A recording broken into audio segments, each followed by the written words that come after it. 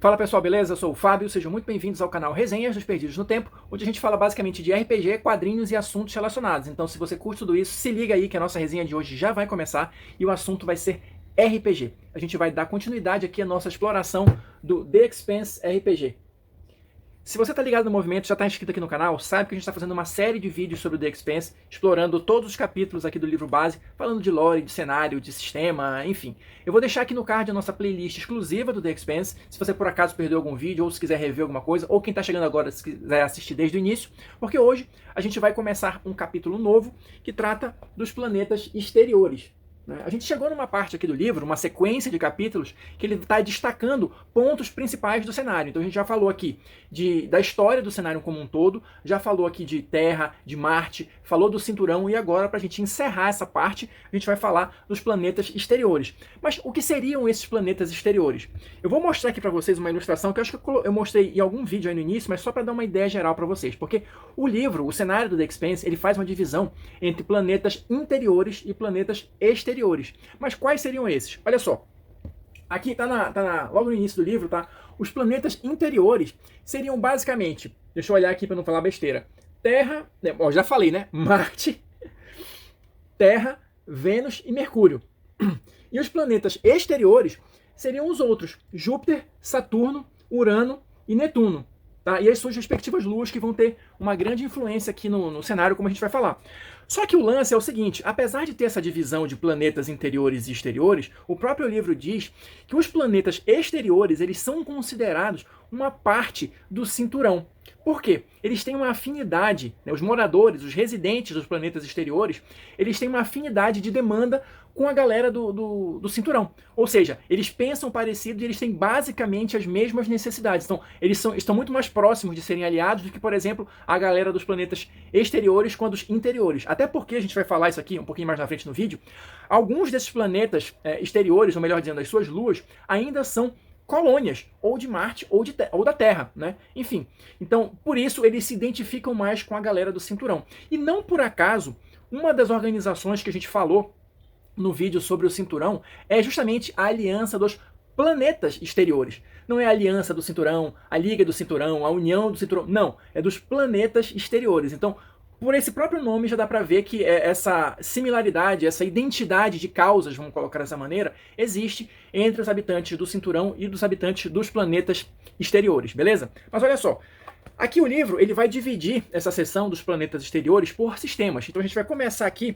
com o sistema joviano, que seria justamente o sistema de Júpiter, né? Júpiter e suas luas. Então, o que o livro nos traz de informação a respeito desse sistema? Bom, o Júpiter, por si só, ele é um planeta inabitável, mas ele tem diversos assentamentos nas suas luas e estações espaciais que orbitam o planeta Júpiter, apesar do planeta em si não ser habitado.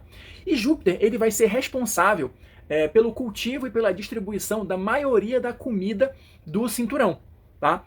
A comida produzida nas luas de Júpiter vai alimentar basicamente toda a galera do cinturão e além, como a gente vai ver daqui a pouquinho. Então olha só, seguindo adiante, ele vai falar justamente de quais das luas de Júpiter são habitadas, porque tem diversas outras que por motivos diversos também não têm capacidade de abrigar vida humana, de abrigar assentamentos. Então ele destaca aqui no livro somente as que são habitadas, porque isso é o que vai gerar interesse pra gente no jogo, beleza? Então olha só, o que ele destaca aqui pra gente? Ele vai destacar primeiro Calisto. Calisto é uma das luas que é colônia ainda de Marte, tá? E ela vai funcionar basicamente como um estaleiro de grande porte. A maioria das grandes naves de guerra da marinha marciana são construídas justamente em Calisto. É o maior estaleiro que eles têm fora de Marte, tá? E por conta disso você vai ter só um assentamento em Calisto, que se chama Porto Hampton. Esse Porto Hampton, ele vai na verdade existir em função do estaleiro. Ou seja, para a galera que trabalha no estaleiro, a família desse pessoal tem esse assentamento Porto Hampton que, na verdade, a única razão de ser dele é a presença do estaleiro, beleza? Seguindo, ele vai falar aqui da próxima lua habitada, que vai ser Europa. Europa é uma colônia da Terra. Então, percebe que já tem uma certa tensão aí no sistema, né? Que o negócio é meio dividido entre Marte e Terra, mas enfim. Europa, ela vai ter vários assentamentos, ao contrário, né, de Calisto, e ela já foi uma grande referência em termos de tecnologia agrícola tá? E médica, só que ela acabou ficando para trás, né? Ela acabou ficando ultrapassada. Então, hoje, a única coisa que ela tem para oferecer para sua população em abundância, né, é gelo. Gelo que no sistema aqui, no cenário de The Expanse, equivale a água e oxigênio também, né? Então ela consegue ser autossuficiente nisso, mas a glória dela no passado, na questão da tecnologia agrícola e também médica, já foi ultrapassada. Ultrapassada por quem? Pela próxima lua que a gente vai comentar aqui, que é Ganímedes. Tá?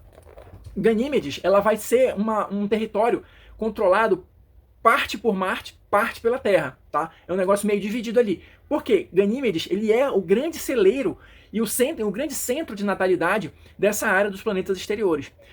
A comida produzida em Ganímedes, a gente comentou isso em algum outro vídeo, ela tem qualidade, tá? E ela é distribuída para Marte, até para a Terra, e meio que as sobras que vão pro cinturão. A gente comentou com um pouquinho mais de detalhes no vídeo sobre o cinturão. Mas enfim, por que Ganímedes consegue isso? Ela tem uma tecnologia, foi Ganímedes que ultrapassou, né, a Europa, então ela desenvolveu uma tecnologia de espelhos orbitais que captam parte da luz solar e conseguem melhorar o crescimento das plantas, né? Fora isso, eles também têm uma grande quantidade de gelo, seja na superfície, seja no centro do planeta, né, no subterrâneo do planeta, então isso também ajuda o desenvolvimento favorável de plantas, né, e até mesmo de alguns animais. Eles conseguem produzir esse tipo de alimento em Ganímedes. Por conta de todo esse desenvolvimento, Ganímedes consegue prover a sua população com os serviços básicos de uma qualidade razoável, né, e é o melhor tipo de vida possível,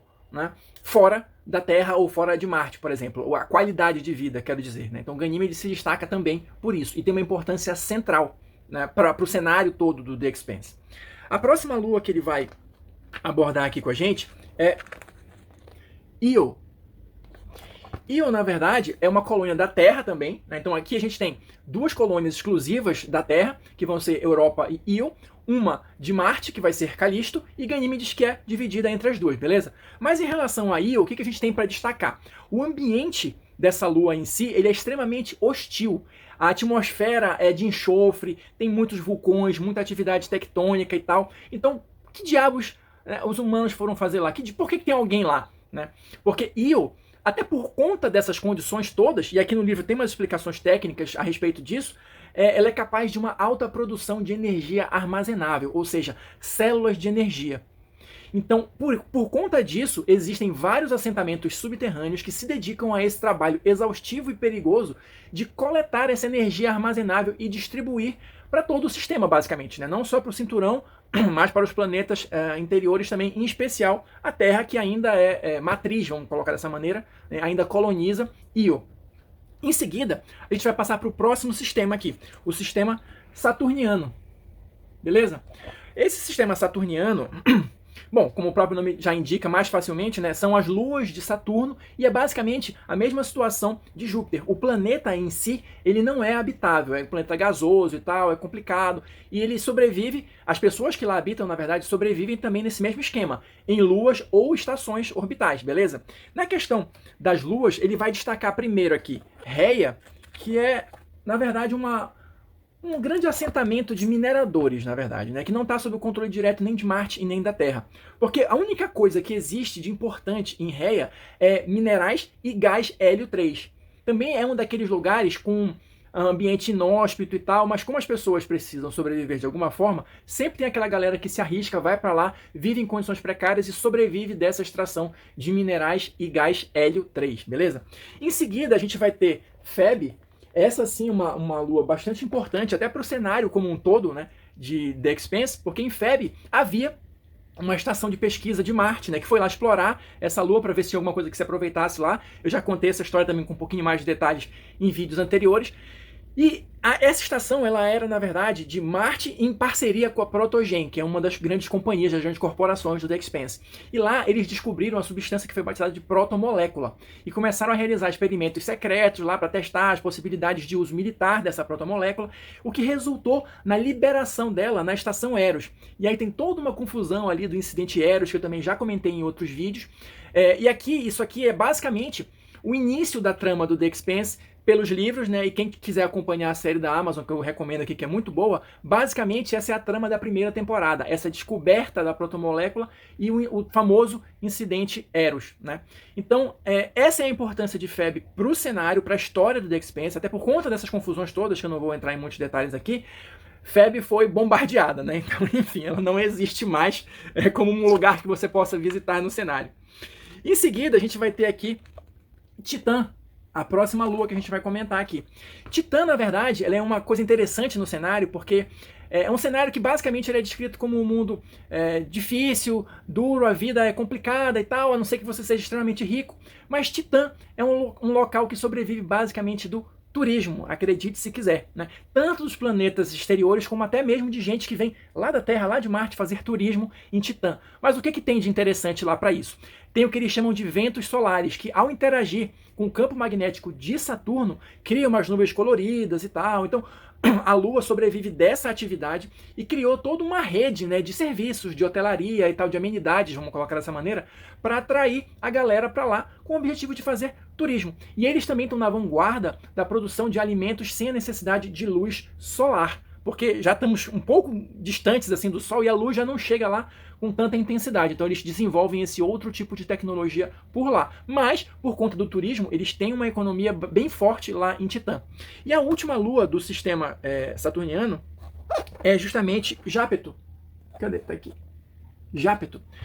Jápeto, na verdade, ela vai ser interessante também porque ela é uma daquelas luas que ela tem o lado claro e o lado escuro, né? Por causa da incidência de luz e tal, tem um lado que está sempre escuro e um lado que está sempre claro, basicamente.